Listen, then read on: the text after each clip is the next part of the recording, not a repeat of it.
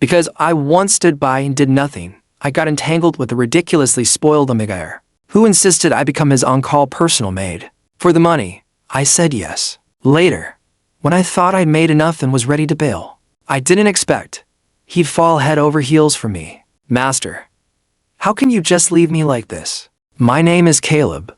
I'm a beta living in an Abo universe. As a textbook beta, I've got a perfectly average background, average looks, average build, and average intelligence. Even my name is painfully ordinary Caleb. Why Caleb, you ask?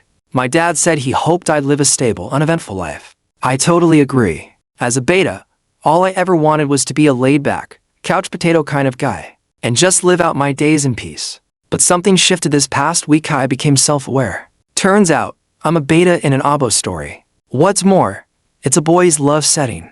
Only problem? I have no idea who the main characters are or how the story ends. Which means any alpha or omega around me could be the leading top or bottom. As a side character, I'm actually kind of grateful. Maybe for the sake of the plot, I somehow through sheer dumb luck got into the best high school in the city, Newton Senior High. How did I get in? My dad insists it's because he prayed to the Bodhisattva of wisdom for me before the entrance exam. Me, I don't really buy it. Truth is, the questions were easier this year, and Newton expanded its enrollment. Newton Senior High was originally established to cultivate elite alphas and omegas. Because of its massive campus, cutting-edge facilities, and top-notch teachers all exclusively for alphas and omegas, it stirred a lot of resentment among betas.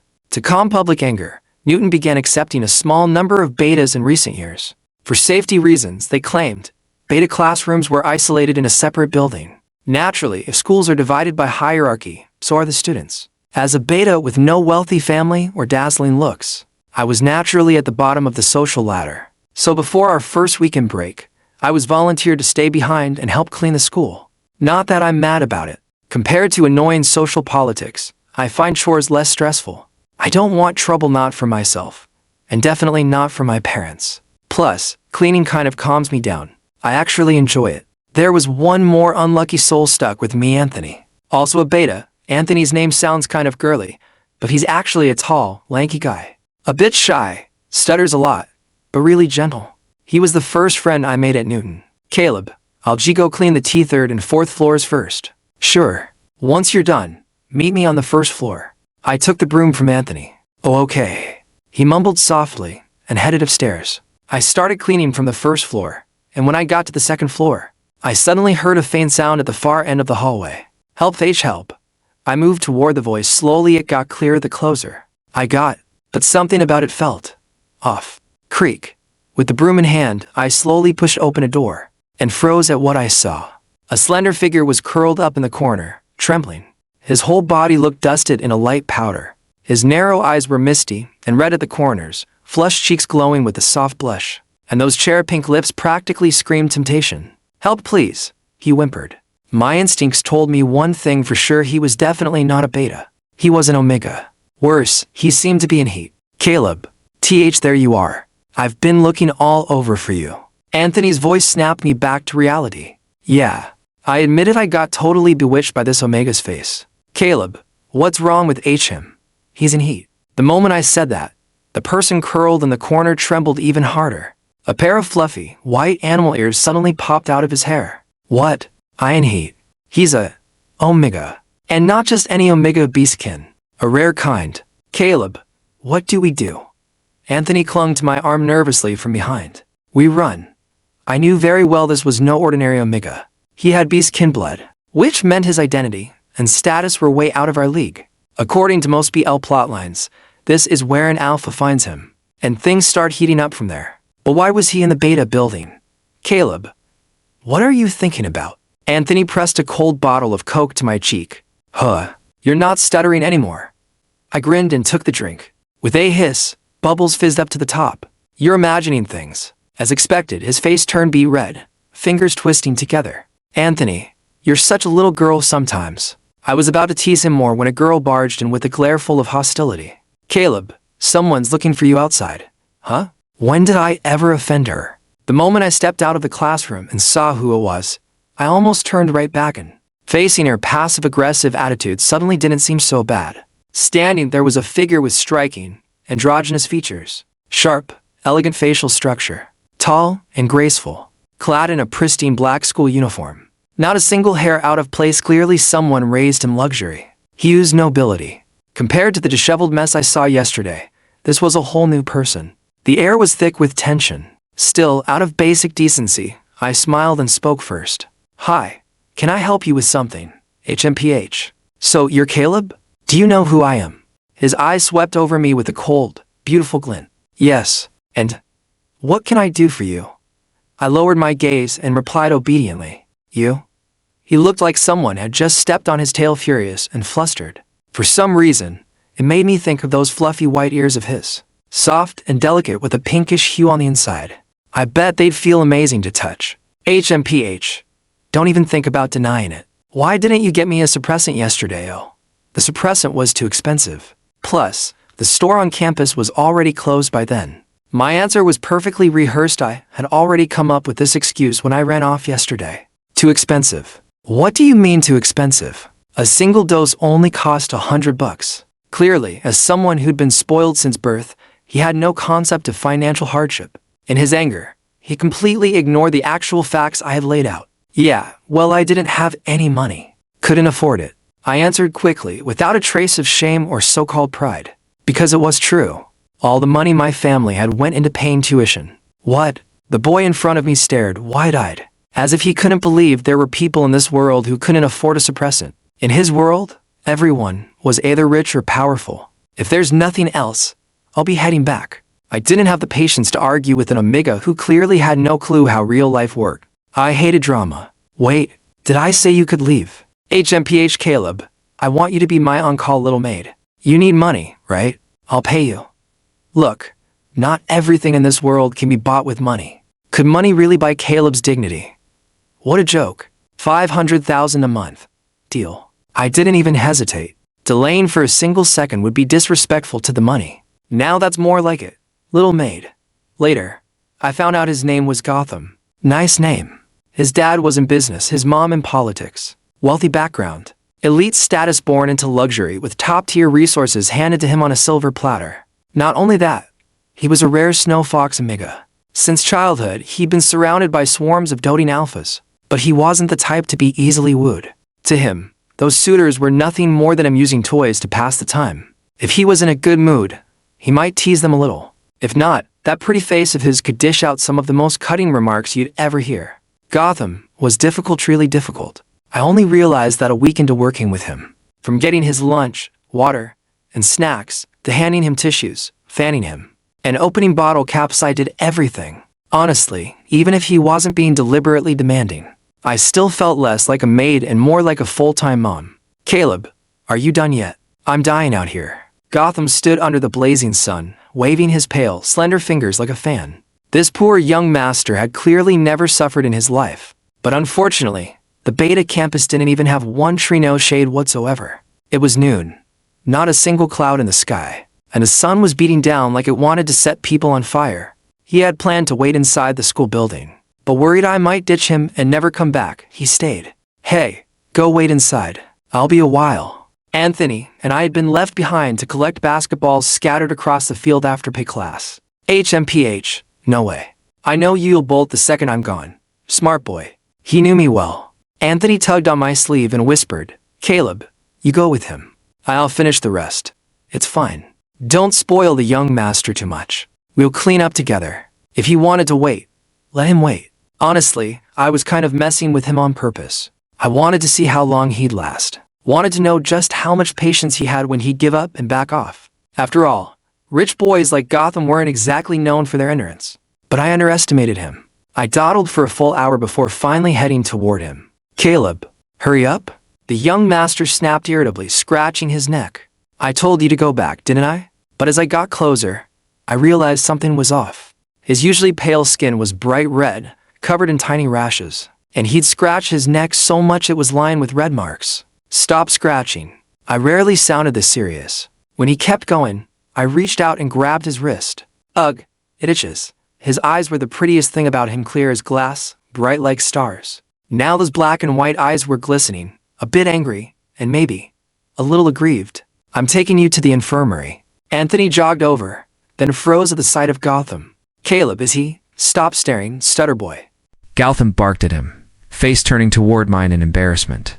He clearly didn't want anyone seeing him like this.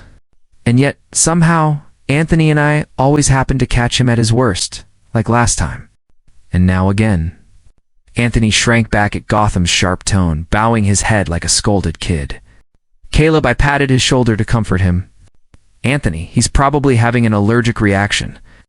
I'll take him to the infirmary. Anthony looked at the rash spreading over Gautam's skin. Caleb, I'll come with you. Gautam instantly protested. No, I don't want him to, come Caleb. I don't want him. Time was tight, so I just nodded at Anthony and took Gautam straight to the school clinic. At the infirmary. Ugh! Caleb, this is all your fault. Who told you to pick up balls under the blazing sun? I'm sorry. I paused as I was applying his ointment, glancing up at his teary eyes. Don't blame Caleb. The doctor said it's your own immune system that's weak. Anthony, standing quietly to the side, spoke up on my behalf. And just like that, Gautam found a new outlet for his frustration. And you, what's with the stuttering? And why are you so slow? You couldn't pick up those stupid balls any faster. Caleb, can you be a little gentler, you violent woman? Gautam, one more word, and you can do it yourself. Anthony and I will head back to class. I pretended to pull my hand away, keeping my expression stern. Sure enough, his tone softened immediately. I'd learned over time this tactic worked well on him. Hey, Caleb, do you even have a heart? Look at my suffering here. His voice was low and pitiful, eyes slightly downcast. The whole vibe was like a puppy that had been abandoned by its owner. I lowered my gaze and answered meekly. He looked like someone had stepped on his tail, furious and flustered. For some reason, I suddenly thought of those fuzzy ears of his, white and fluffy, with a hint of pink on the inside. They probably felt pretty nice to touch. Humph, don't try to deny it. Why didn't you buy me a suppressant yesterday? Oh, it was too expensive. And by the time I got there, the on-campus pharmacy was already closed. My response was airtight. I had already come up with that excuse when I ran off yesterday. Expensive? What do you mean expensive? A suppressant only costs $100.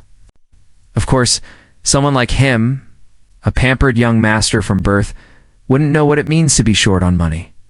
So in his anger, he completely ignored the perfectly valid reason I gave. Yeah, well, I didn't have money. Couldn't afford it. I replied smoothly, without an ounce of shame or pride, because it was true. All the money at home had gone to paying for my tuition. What? He stared at me, wide-eyed, like he couldn't believe there were actually people in this world who couldn't afford a suppressant. After all, everyone in his world was either rich or powerful. Well, if that's all, I'll be heading back now. I had no desire to keep arguing with an Omega who'd never experienced the harshness of real life. Too much of a hassle. Wait, did I say you could leave? Caleb, I want you to be my on-call little maid. You said you needed money, right? I'll pay you. Some things in life can't just be bought with money. Could money buy Caleb's dignity? What a joke. $500,000 a month. Deal. Hesitating for even a second felt disrespectful to the money. Now that's more like it, little maid. Later I found out his name was Gautam. Nice name. His dad was in business, his mom in politics, classic rich boy background. He was born with the best of everything. Oh, and he also happened to be a rare snow fox Omega. Since he was little, he'd been swarmed by alpha suitors, but Gautam wasn't one of those easily coaxed innocent Omegas. To him, all those admirers were just toys, something to entertain him when he felt like it. In a good mood, he might throw them a playful smirk. In a bad mood, his sharp tongue could slice someone to pieces. It took me a full week to realize Gautam was a lot to handle. From getting his lunch, drinks, snacks, to handing him tissues, fanning him, opening bottles. Even if it wasn't intentional, I honestly felt like he wasn't looking for a maid. He was looking for a mom. Caleb, are you done yet? I'm dying out here. He stood under the scorching midday sun, waving his long, pale fingers like a fan. Clearly, he'd never had to endure this kind of heat in his life. And unfortunately for him, the beta sports field didn't even have one tree knot, a single patch of shade. At high noon, under a cloudless sky, the sun felt like it was burning holes into your skin. He'd originally wanted to wait inside the school building, but got scared I might ditch him. So here he was, sweating it out like a martyr. Hey, go back first. I'll be a while.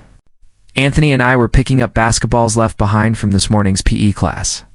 MPH. No way. Don't think I don't know. Will definitely run the second I turn around. Smart guy. Can't lie, he knew me pretty well. Anthony tugged at my shirt and whispered, Caleb, you go ahead with him. I'll finish the rest. It's fine. Don't spoil him too much. Anthony, let's clean up together. If he wanted to wait, let him wait. Honestly, I was kind of messing with him. I was testing him, seeing how long he'd last, how much patience he had, when he'd finally give up and go back on his own. After all, pampered young masters like Gautam couldn't handle hardship. But clearly I'd underestimated him. I dragged it out for a whole hour before slowly walking over. Caleb, hurry up already. The young master snapped, scratching at his neck. Told you to go back, didn't I? As I got closer, I realized something was wrong. His fair skin was now flushed red, covered in tiny rashes. He'd scratched his neck so much that red welts had formed. Stop scratching. For once, my tone turned serious. When he didn't stop, I grabbed his wrist. Ooh, it itches. Gotham's eyes were his best feature, like crystal glass, sparkling like they held a sky full of stars. Right now, those clear eyes shimmered with frustration and maybe a little grievance. I'm taking you to the infirmary. Anthony jogged over and gasped when he saw Gautam. Caleb, is he? What are you looking at, stutter boy? Gautam raised his voice sharply, then turned his face toward me awkwardly. Clearly, he hated being seen like this. But somehow, Anthony and I always caught him at his worst last time, and now again. Anthony shrank back like a scolded puppy. Caleb. I patted his shoulder reassuringly. Anthony, I think he's having an allergic reaction. I'll take him to the school clinic. Anthony looked up at the rash spreading across Gotham's skin. Caleb, I'll go with you. Gautam immediately objected. No, I don't want him to come, Caleb. I don't want him. Time was tight. I gave Anthony a quick nod and took Gautam to the infirmary.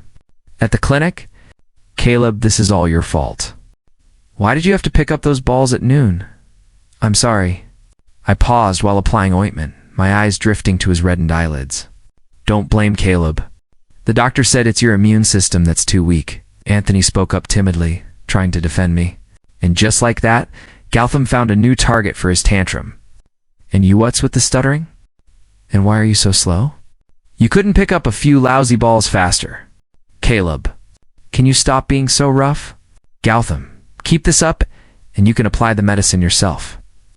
Anthony and I will head back to class. I pretended to pull my hand away, face stern on purpose. As expected, his voice softened immediately. After spending some time with him, I'd learned this kind of tactic worked like magic. Hey Caleb, how could you be so heartless? Look at me, I'm suffering here. His voice turned weak and whiny, his eyes lowered. He looked exactly like a little puppy abandoned by its owner. Logically speaking, Omegas are supposed to recover pretty quickly. But for some reason, the rash on Gotham's neck only faded a little. A soft pink hue still lingered on his pale skin, like blooming red plum blossoms in winter. So delicate, so tempting, it was hard not to let your mind wander. And yet this pampered young master seemed completely unaware of it. His crisp white dress shirt, part of his tailored school uniform, had the top 2 buttons undone, casually revealing his elegant collarbones. You shouldn't come to the Beta building so often. It's not really appropriate. When he came to find me for the 5th time today, I, as a considerate Beta, decided to gently remind him. For someone like him, a distinguished Omega getting too close to Betas could easily be seen as lowering his status. Caleb. But Gautam got upset. As he glared at me with those glittering, star-like eyes, I found myself speechless for a moment. And then, just like that, he turned and stormed off, clearly in a huff. Oddly enough, for the next few days, he didn't come looking for me. I actually found it kind of nice. After all, we're from completely different worlds. That afternoon, just as I was about to head home, a girl stopped me. Long hair, blunt bangs, a few freckles scattered across her cheeks, round nose, and sparkly eyes. Not exactly stunning, but definitely cute. Blushing furiously, she shyly handed me a folded letter. "Caleb, I heard you and Gautam are close. Could you give this love letter to him for me?" Sorry. Actually, we're not that close. I gave her a friendly smile and politely declined. I know I'm just a beta and don't deserve to like an omega. But am I not even allowed to have feelings? Caleb, can't you help me? As her emotions spiraled out of control, I had no choice but to gently interrupt. I'm sorry, but I'm not obligated to do that. If it's a love letter, I think it's better if you give it to him yourself. Unfortunately, she ended up holding a grudge against me because of Gautam. Honestly, I found it baffling. Shouldn't she be mad at herself for not having the courage to hand it over? After the nth time someone tore up my homework, I finally decided I needed to talk to Gautam. It was my first time stepping into the Omega building. Designed like a European castle, it was lavish beyond anything I'd ever seen. State-of-the-art technology, grand pianos, tucked into every hallway. This place screamed wealth and privilege. "You're here." Gautam was the first to spot me. His eyes lit up, and he practically ran toward me in excitement. It had been exactly a week since we last saw each other. "A girl likes you. She asked me to deliver a love letter." I said no. Now she's taking it out on me. "I'd appreciate it if you told her we're not involved." "What do you mean not involved?" Gautam looked like he'd just been slapped. He hadn't come to see me all week because he thought I needed a little lesson, thought I'd been taking his kindness for granted. He wanted to teach me a lesson, to show me I wasn't irreplaceable. But after a week of silence, this was what he got. Not involved. "Caleb, you're still my maid." Gautam forced himself to calm down, but his voice came out in a stiff, teeth-gritting tone. His expression turned darker and darker.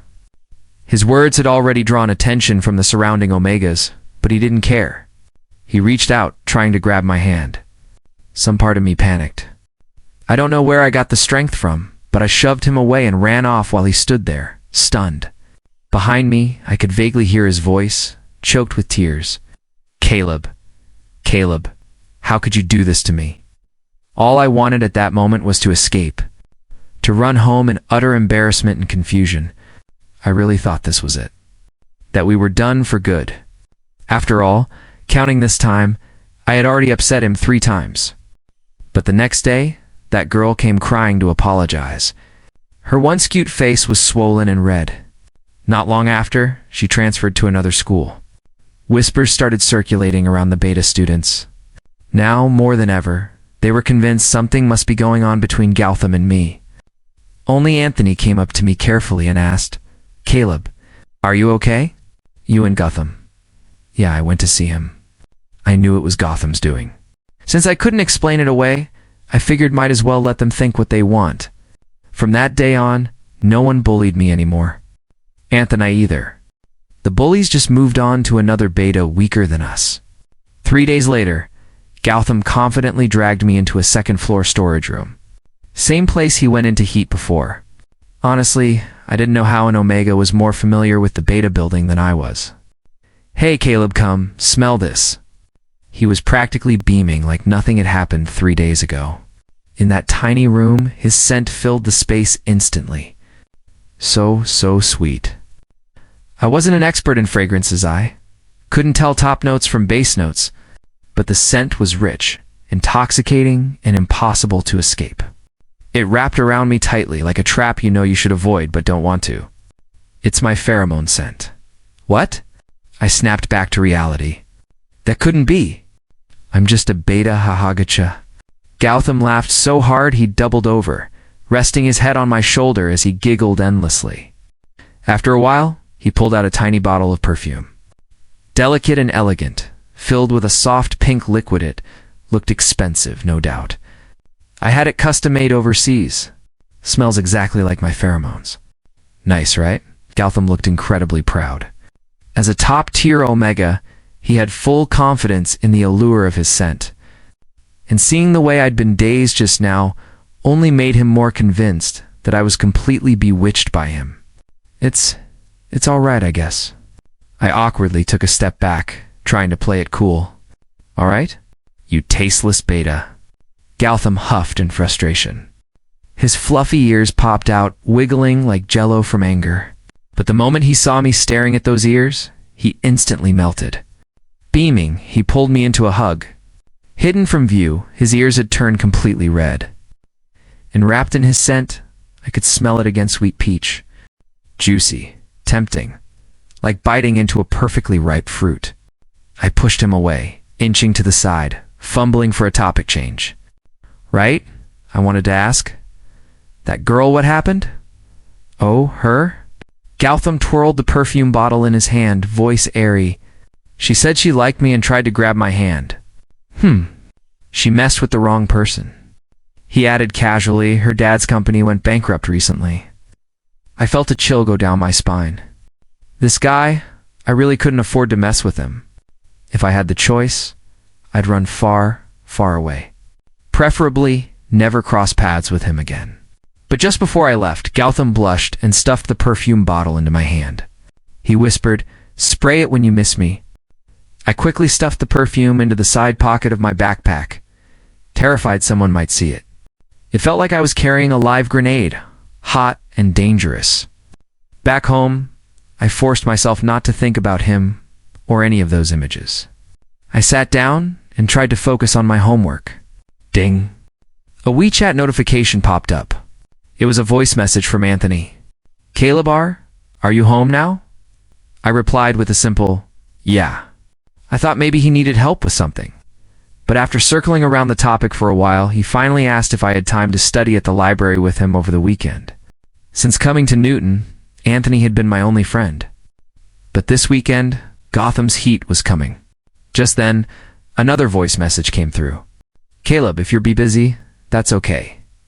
We can next time." His voice trailed off like he was already bracing himself for rejection. I gathered my thoughts and sent him a voice message back. "It's fine. I've got time.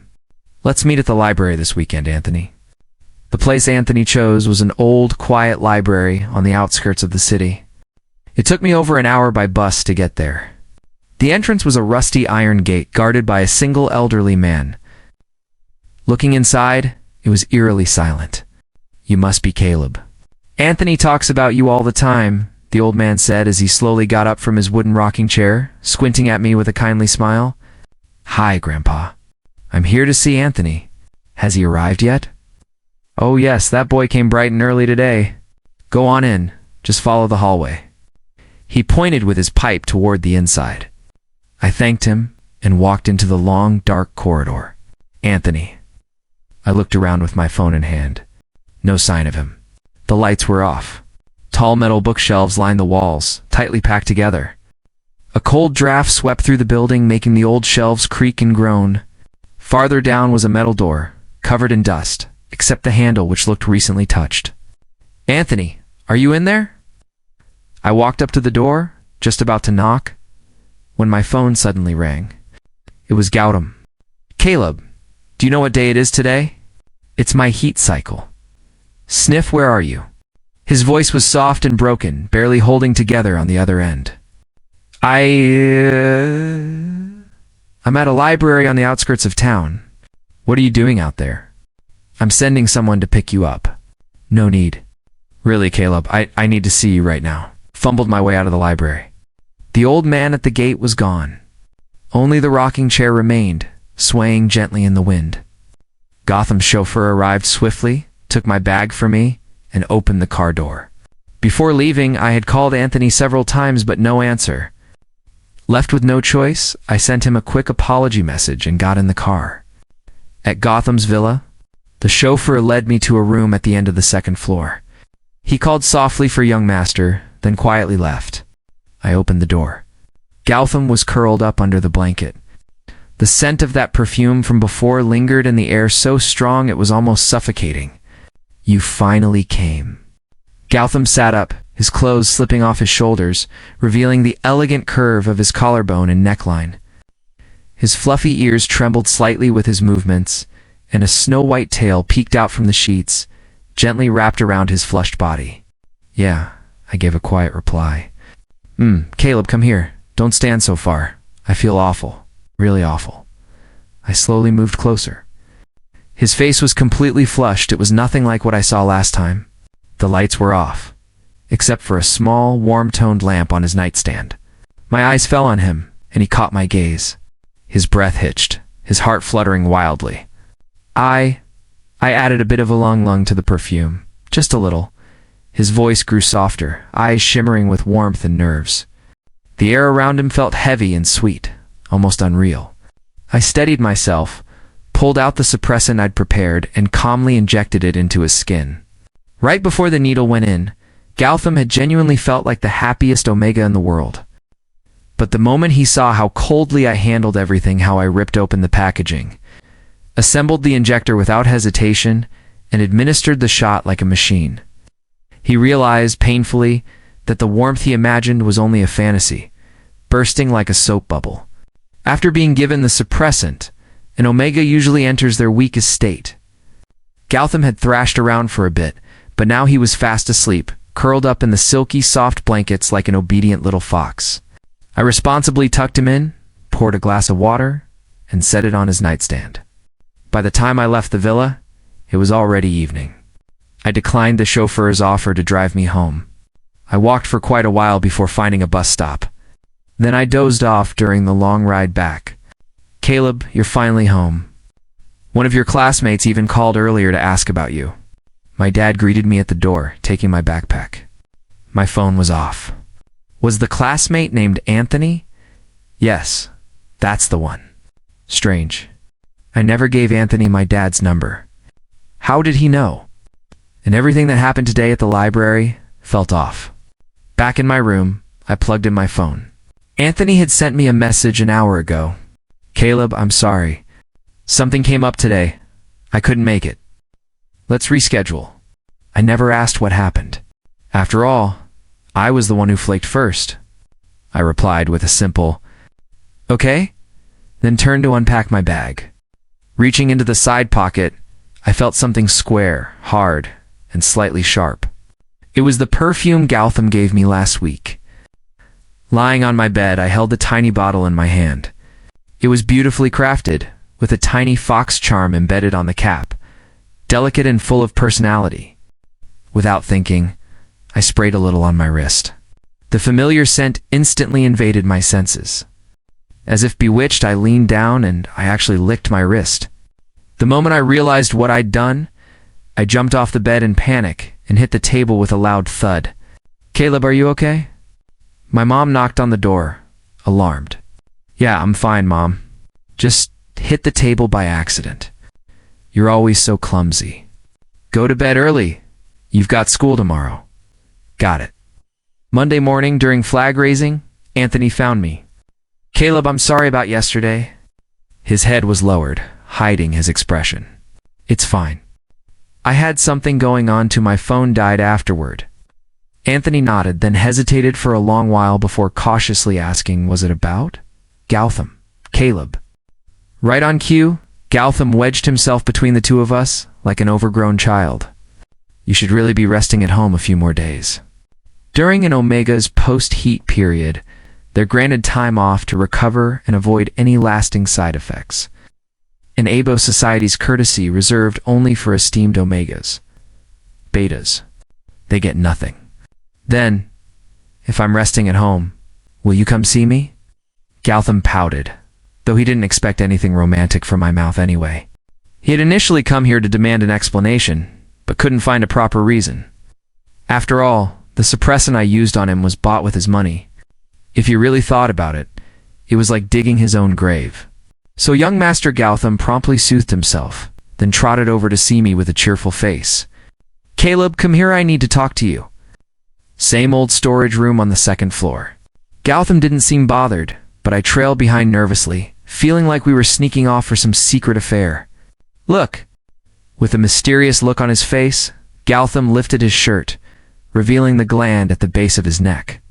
It looked painfully swollen, bright red, and puffed up, like a perfectly ripe peach. So tempting, it made you dizzy. After an omega's heat, the gland stays swollen the next day. But only the closest people know that. Caleb, take a look. Doesn't it look super swollen? When I didn't respond, Gautam helpfully explained, a mischievous grin spreading across his little fox-like face. I stared blankly at the exposed area, feeling something strange stir in me. Before I even realized what I was doing, my hand reached out and pressed down on it. Gautam shuddered violently and gasped, snapping me out of my trance. Sorry, I bent forward, apologizing over and over. This wasn't one of our usual jokes. The abo world, a beta touching an omega's gland like that could easily be seen as overstepping, even a violation. In serious cases, if an omega's gland was damaged, the beta responsible could face criminal charges. Hey, ha ha ha. You look so serious, Caleb. I never thought a quiet little beta like you would secretly be lusting after me. Gautam's laughter was dazzling. His bright eyes curved into half moons, gleaming with wicked charm. I'm not. I tried to protest instinctively, but couldn't even find a good excuse. You could at least be gentle. For a girl, you sure are rough. He grabbed my hand and guided it back toward his neck. But by then, I was already panicking. All the romantic tension had drained from me, just wanted to go home and stay far, far away from this trouble magnet. I yanked my hand back. With Gautam's power and status, sending me to jail for assault would be child's play. But to him, my rejection only looked like shyness. He smirked, smug and certain of victory. After all, he was a rare snow fox Omega most adored, most desired. And I, just a no-name beta. Why would I possibly refuse him? All right. I get it, you're shy. I won't tease you anymore, my little maid. Gautam chuckled, smoothing down the rumpled collar he'd just yanked open. Those flirty little words that once made my ears burn, now they just made me exhale in relief. Thank God this rich young master decided to let it slide. What are you standing there for? Come on. Where are we going? I blinked at him. Lunch. I'm starving now. It's not even lunchtime yet, and we have class coming up. I checked the time first period was about to start. Who cares? I'm top of the class even when I skip lectures. Gautam shrugged, like it was no big deal. Right. I was still being way too optimistic about this world. So, want the top student in the whole grade 2 tutor you, little remedial beta? He leaned in, grinning like a devil. Who would have thought Newton's model student could be this much of a menace? Caleb, I skipped breakfast just to come find you. Can you hurry up already? Coming. I hesitated a long time before finally trailing after him. Gautam's chauffeur was already waiting by the school gates. When he saw me, his expression shifted slightly, but quickly returned to calm. He opened the car door with professional ease. Gautam tugged me into the car with a pleased grin, and just like that, I skipped class for the first time in my life. Gautam took me on a joyride around the city. By noon, he excitedly brought me to a high-end French restaurant. The place was extravagant flowers, wine, violins, overflowing with that dreamy, romantic ambience. Our reservation was on the 34th floor by the window, perfectly overlooking the entire city. I can play the violin too. Way better than him. Gautam said out of nowhere, clearly annoyed I'd been watching the live violinist for too long, and the moment he said it, he regretted it. When had he, of all people, ever gotten jealous of a service worker? How embarrassing. Oh, I didn't sound surprised.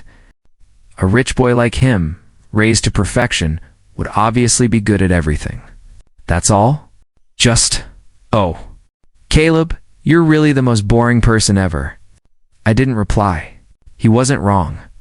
I just glanced at him lightly, then looked down and silently ate the steak he'd cut for me.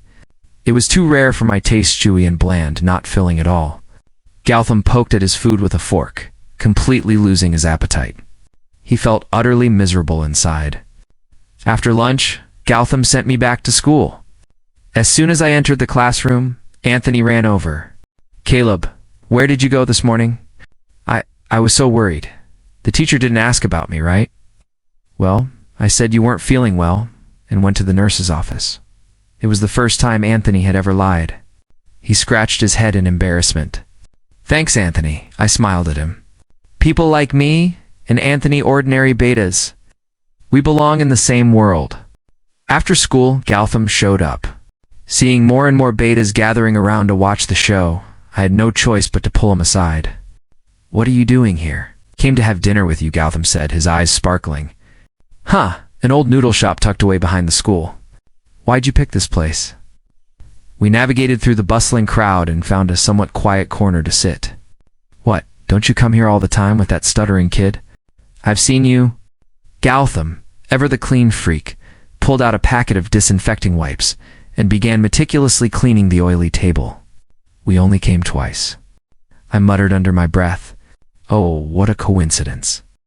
I just happened to catch both times. He gave me a sharp side eye, ears twitching with annoyance. Before long, the owner came over with 2 steaming bowls of noodles. Chili oil tossed noodles, topped with a perfectly fried egg, drizzled with fragrant sesame sauce, and finished with fresh scallions and cilantro. One bite, and it tasted like heaven on earth. But Gautam clearly wasn't used to it, just like I wasn't used to French steaks. Or maybe he was worse off than I was. From the moment we walked in, he seemed completely out of place. He had never sat shoulder to shoulder with a crowd of sweaty people in a small room slurping hot noodles. We betas call that real life. And he'd never tasted anything this oily, this spicy. He kept gulping cold water between bites, which paired with the hot broth. This definitely didn't sit well with his delicate stomach. Gautam barely finished half a bowl before pushing it away, resting his chin in his hands and watching me eat. You're done? I polished off the noodles with satisfaction and wiped the oil from my mouth with a napkin. I wasn't that hungry. You're full already? His eyes sharp. Black and white were truly something to look at. Yeah, of course, I knew why he wasn't eating. But I didn't say anything. We just left the shop quietly. Caleb, why don't you come over to my place this week? I'll tutor you, I'm good at everything. Gautam hooked his pinky around mine affectionately. If he had a tail, it'd be wagging high in the air right now. No, I didn't even need to think before refusing. Why not? He bit his lip, pink and soft, his eyes misty as he looked at me, like he was trying to figure out what went on in this beta's head. You ungrateful beta, he snapped at me. Compared to his usual sharp tongue, that was actually pretty tame.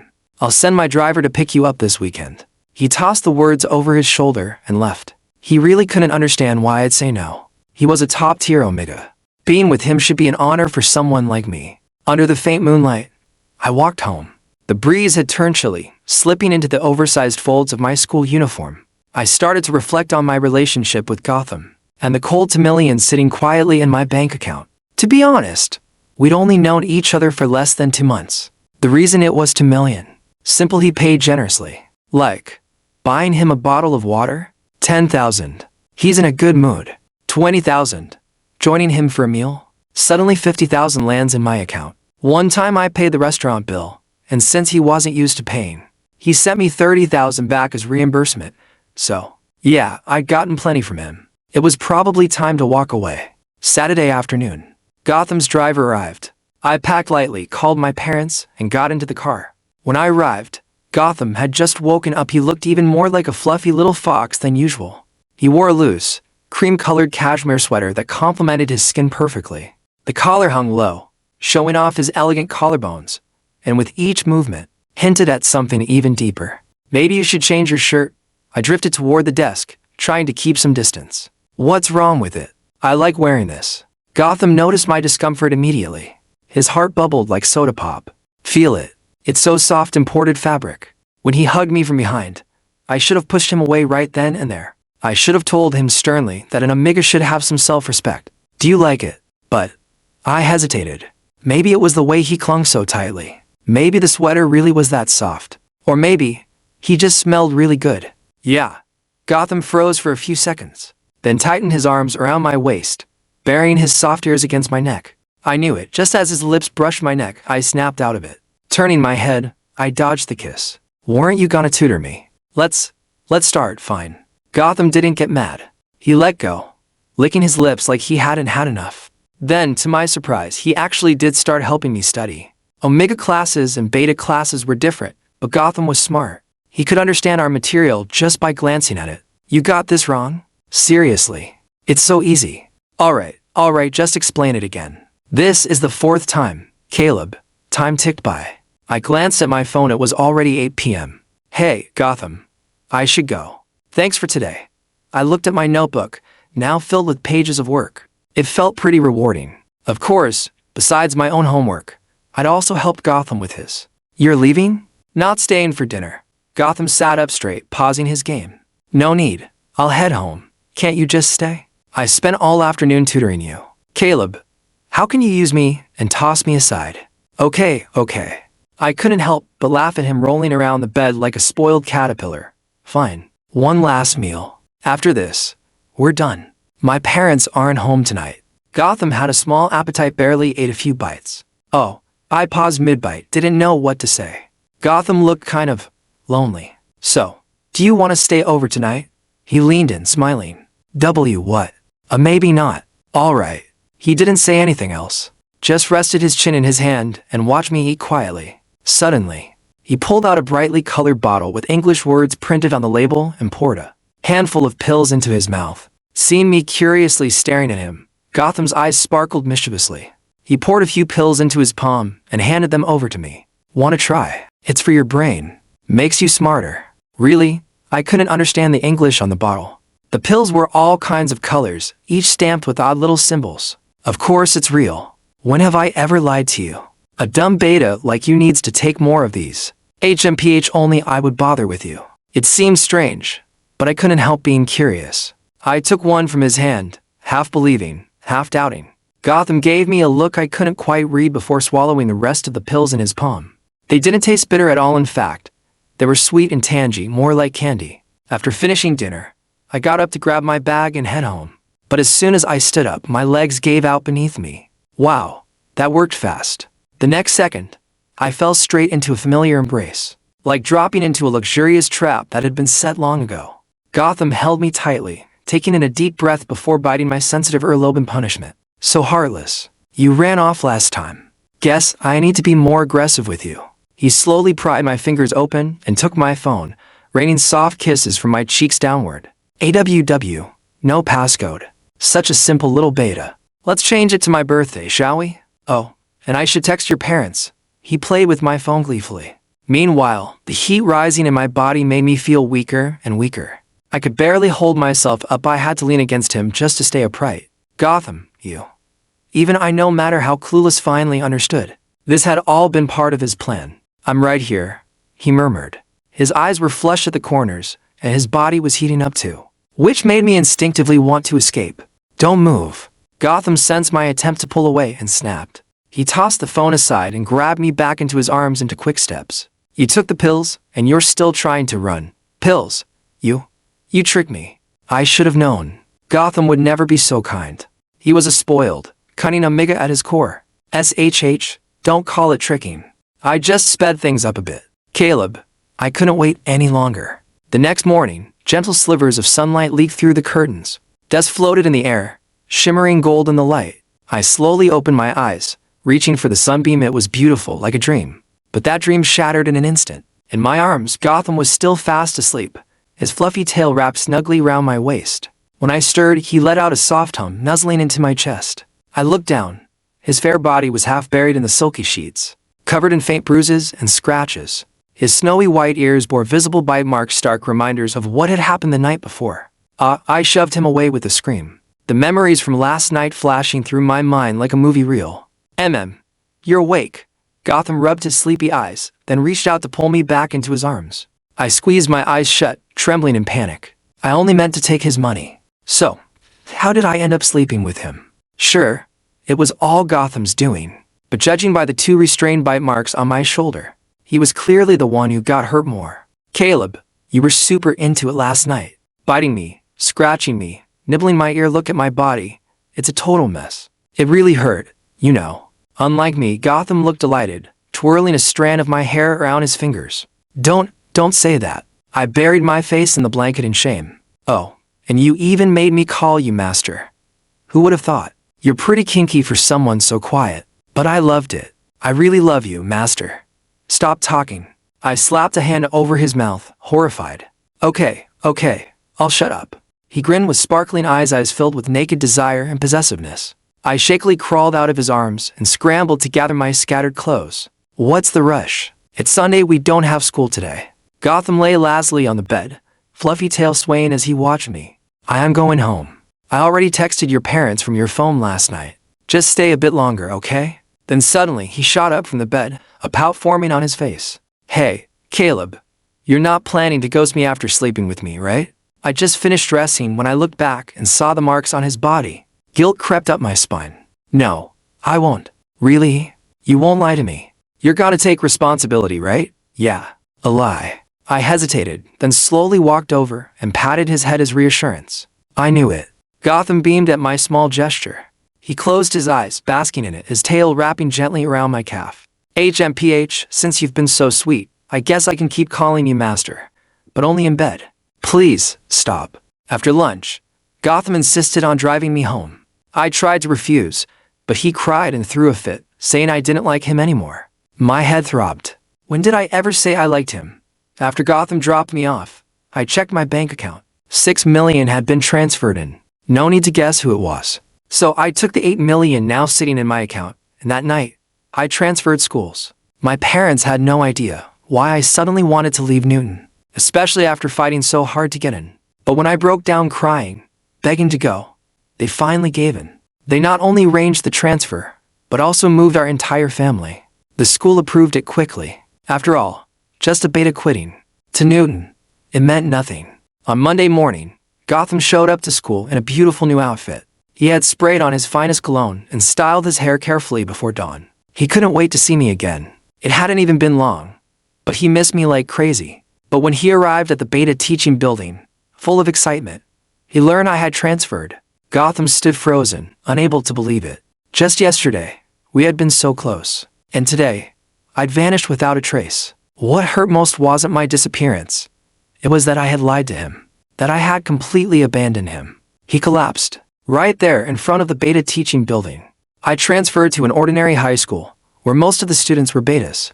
I quickly made new friends like my deskmate, Sarah. What surprised me the most was finding out she was actually an alpha. She looked so cute and delicate I never would have guessed. Shh, Caleb, you have to keep this a secret, okay? Sarah winked at me playfully. Okay, I couldn't help reaching out and pinching her soft cheek. It made me think, how could someone as domineering as Gotham be an omega, while someone as sweet and soft-looking as Sarah was an alpha who could actually mark an omega? A week later, a transfer student joined our class. And yes, it was Gotham. I wasn't surprised at all. Knowing Gotham's capabilities, finding me was only a matter of time. Hello everyone. I'm Gotham. Please take care of me. He smiled so innocently, like he was harmless. Hey, Caleb. Look, he's so hot. Sarah's eyes lit up the second she saw him. And I wanted nothing more than to crawl into a time tunnel and disappear forever. I slept with the guy, ran off with his money, and now he tracked me down. What do I do now? Waiting online. Urgent. The moment Gotham saw me, all the frustration, heartache, and despair he'd bottled up over the past week instantly turned into rage. He couldn't understand why. While he'd been suffering in the hospital all week, I acted like nothing had ever happened. But he couldn't show it, not right away. So he waited until after school. He waited until Sarah and I waved goodbye to each other at the intersection, until I carelessly wandered right into his path. Then he grabbed my wrist and dragged me into an empty alley. Caleb, how could you do this to me? Gotham, you said you'd take responsibility. How could you go back on your word? Do you have any idea how hard it was for me waiting in that hospital for you? And you just ran. Caleb, I should have kept you locked by my side forever. Say something. At first, he was angry. But somehow, the more he spoke, the more his rage turned into sorrow. In that moment, he looked more like the one who had been abandoned. And a little abandoned dog had no right to be angry. Maybe you should calm down first. Look, yes, I was wrong. But can't we just pretend like it never happened? And besides, that night, it was you who gave me that pill. No. Gotham's voice was firm. Caleb, don't even dream of getting rid of me. His heart ached so badly. For the past week, he'd been nursing the bite marks I left on his body like they were precious tokens, only to hear me say it was all meaningless. I shoved Gotham away coldly. I'm just a beta. I won't take responsibility for you. And I'm not going to be with you. I'll only ever date other betas. An odd relationship is never going to happen. You should find an alpha who matches your status. And one more thing, Gotham. I don't like you. So please don't force your feelings on me. I didn't sugarcoat a single word. Gotham's confident, proud demeanor shattered on the spot. No, don't. Caleb, please don't do this to me. In that moment, Gotham threw away all his pride and dignity. It was like all the strength left his body. He collapsed onto the ground, crying, crawling forward to hug my legs. He begged, desperately, just hoping for the tiniest sliver of compassion from me. That was the moment I couldn't afford to show weakness. So I pushed him away and ran. I don't know if it was because of what I said, but Gotham didn't come to school the next day.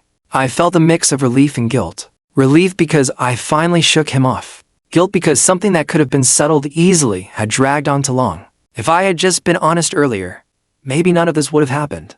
But Gotham was just too intense. I couldn't handle it. 3 days later, I was taken away by the police. At the station, my parents were there. So, were Gotham and his parents. You wretched little tramp. Gotham's mother lunged at me in fury. You ruined my son, I'm going to make you pay. Before she could reach me, Gotham suddenly threw himself at me, clutching me tightly. No, Mom, no. I just want her. I only want Caleb. The officers told me everything. Gotham had used a knife to slash his own gland. He lost too much blood and passed out, only to be discovered by his parents when they got home. They rushed him to the hospital. My eyes went wide in shock. All because I said, I'll only be with the beta. He tried to cut his gland. I knew Gotham could be unhinged, but I never imagined he'd go this far. My parents were deeply disappointed in me. They never imagined that their well-behaved, obedient child could become someone who played with feelings and nearly drove someone to suicide. In the end, the conclusion was this. I had to stay with Gotham at all times. The staying together wasn't about being boyfriend and girlfriend. They just needed me to watch him, 24/7 to prevent him from doing anything stupid. Gotham's mom was the most upset. After all, I was just a beta with no looks, no pedigree, no grades. I didn't deserve her son, but she had no choice. She was still shaken by the memory of Gotham, sitting in that hospital bed with a knife, crying that he couldn't live without me. He was her only child, and yet, she didn't understand him at all. My parents also tried to convince me. They said I was in the wrong, and that in the ABBA world, if something happened to an Omega, the beta involved would face legal consequences. And me, out of guilt, I agreed. Gotham was satisfied. Though the journey was a mess, at least the ending was in his favor, right? By the time we left the station, it was late and a little chilly. I exhaled deeply. I became Gotham's maid for money. Then I got taken advantage of. I ran, and after all the back and forth, I was tied to Gotham again. Worse yet, now I was the bad guy. Everyone blamed me. Everyone. Except Gotham. He basked in it. Because now, I could never leave him again. Call it karma. In the end, I returned to Newton High School, this time with Gotham in tow. When Sarah heard the news, she was the most reluctant to say goodbye. Caleb, you're really going back to Newton? I'm gonna miss you so much. She helped me pack, her face full of sadness. Yeah. I gave her one last squishy cheek rub. Sarah, I'm really curious. What kind of Omega do you think you'll end up with? Who says it has to be an Omega?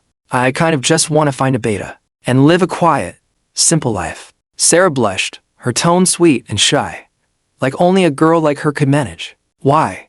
Because if you really like someone, their abo status doesn't matter. I like you, and I don't care if you're alpha, omega, or beta. I just like you.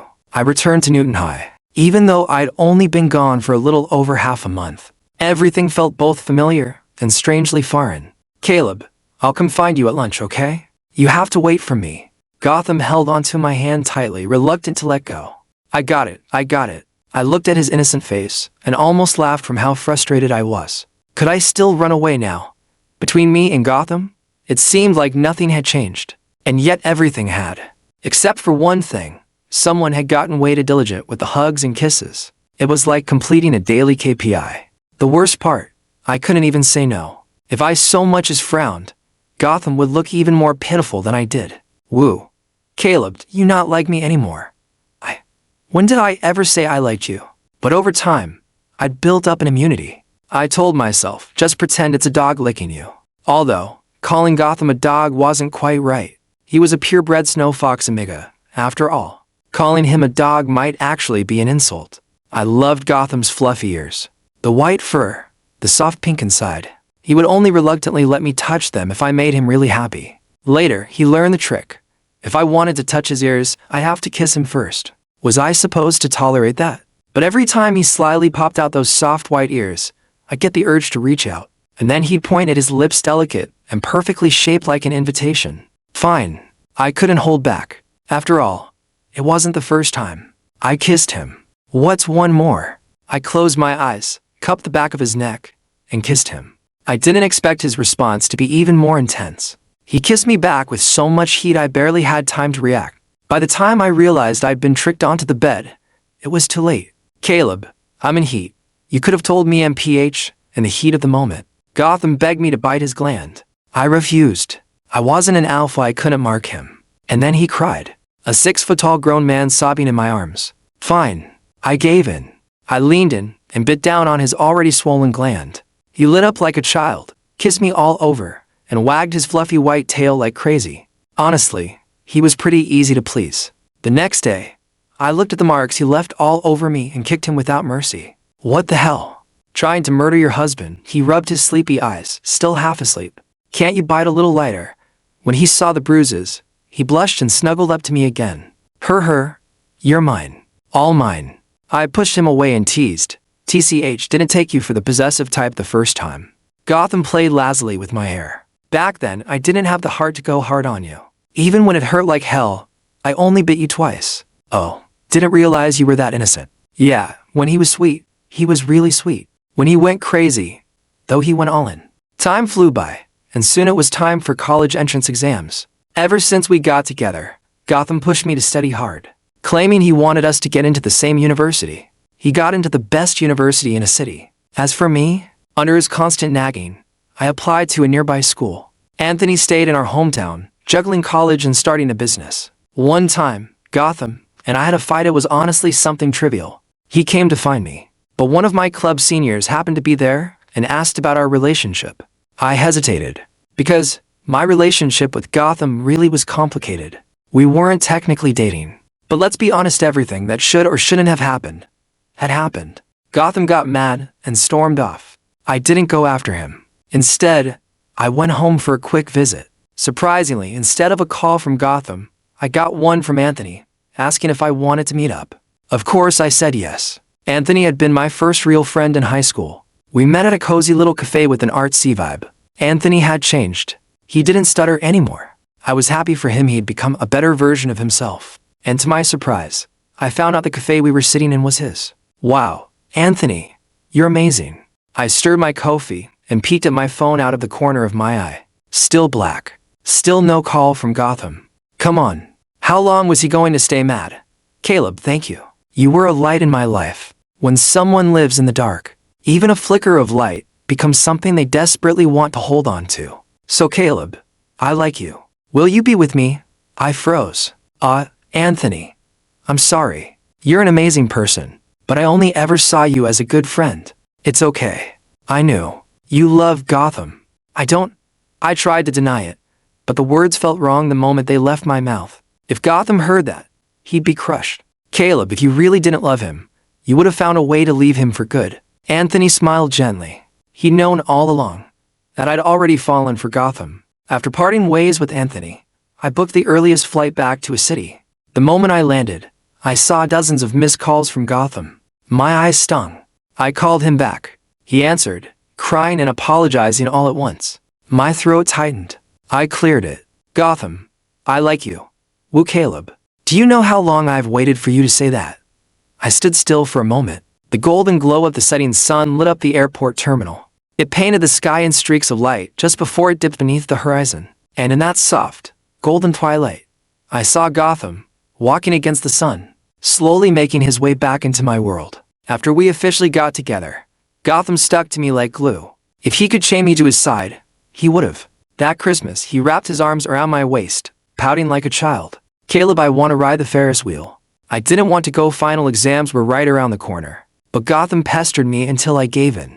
The Ferris wheel in a city was massive, offering a full panoramic view of the entire skyline. We sat inside a transparent capsule as it slowly lifted into the air. I looked down at our interlaced fingers, feeling the warmth from his palm. At the very top, fireworks exploded in the night sky. Petals of light rained down in brilliant colors, reflecting in Gotham's beautiful eyes. Caleb, look, fireworks. I leaned over, almost without thinking, and kissed him. When we pulled apart, I looked away in embarrassment, pretending to admire the fireworks. They say if you kiss at the very top of the Ferris wheel, you'll be together forever.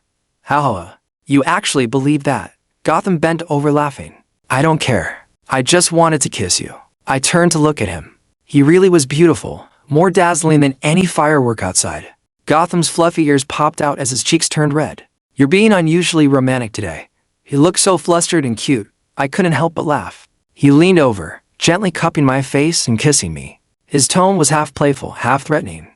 No laughing at me. As we kissed again, I felt a single warm tear slide down my cheek, falling into the center of my palm. Gotham rested his head against my shoulder, panting softly. Caleb, I finally got to hear you say it.